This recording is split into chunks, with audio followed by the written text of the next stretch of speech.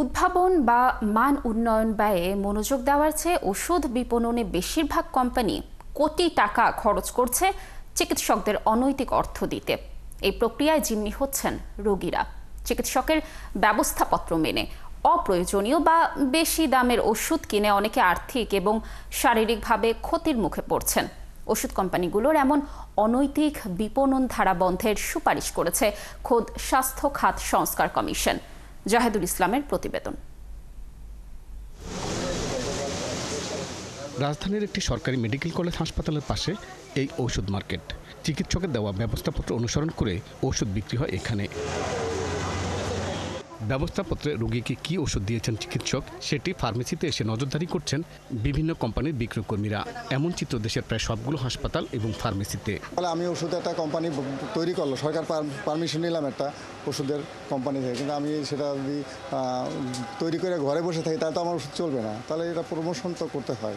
Company থেকে তো এমনিই টুকটাক গিফট আসে, সেই হিসাবে দেখা যাচ্ছে যে কোনো ডাক্তারে আমরা হালকা পাতলা কিছু দিলাম। বিক্রেতারা বলছেন বেশিরভাগ চিকিৎসকই ব্যবস্থাপত্রে নির্দিষ্ট কোম্পানির ওষুধ দিচ্ছেন রোগীকে। যে কোম্পানি যত বেশি দিব গিফট ওই হিসাব করে তো ডাক্তাররা প্রেসক্রিপশন লিখে। দুটা একটা তিনটা লিখলে আর দুইটা লিখতেছে হার্বাল কোম্পানির ওষুধ, যেটা অপ্রয়োজন।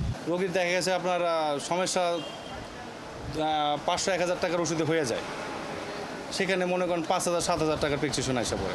অনেক চিকিৎসক বলছেন এমন বিপণন চর্চার পেছনে টাকা খরচ না করে কোম্পানিগুলোর উচিত উদ্ভাবন এবং ওষুধের মান উন্নয়নে গবেষণা বাড়ানো।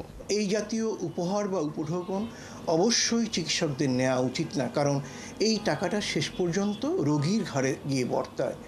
আমরা চাইব নজরদারি করার দায়িত্ব যাদের, তারা যদি তাদের নজরদারিটা শক্তিশালী করে তাহলে যা কিছু অনৈতিক ঘটছে এটিকে নিরুৎসাহিত করা যাবে। স্বাস্থ্য সংস্কার খাত কমিশন বলছে চিকিৎসকদের ওষুধের ধারণা দিতে অনলাইন মিটিং বা সেমিনারই যথেষ্ট।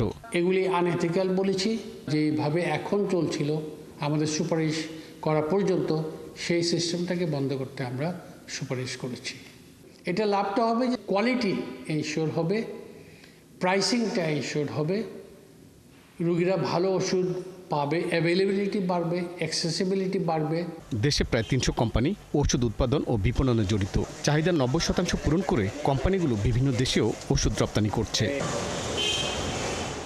জাহিদুল ইসলাম, 71, ঢাকা।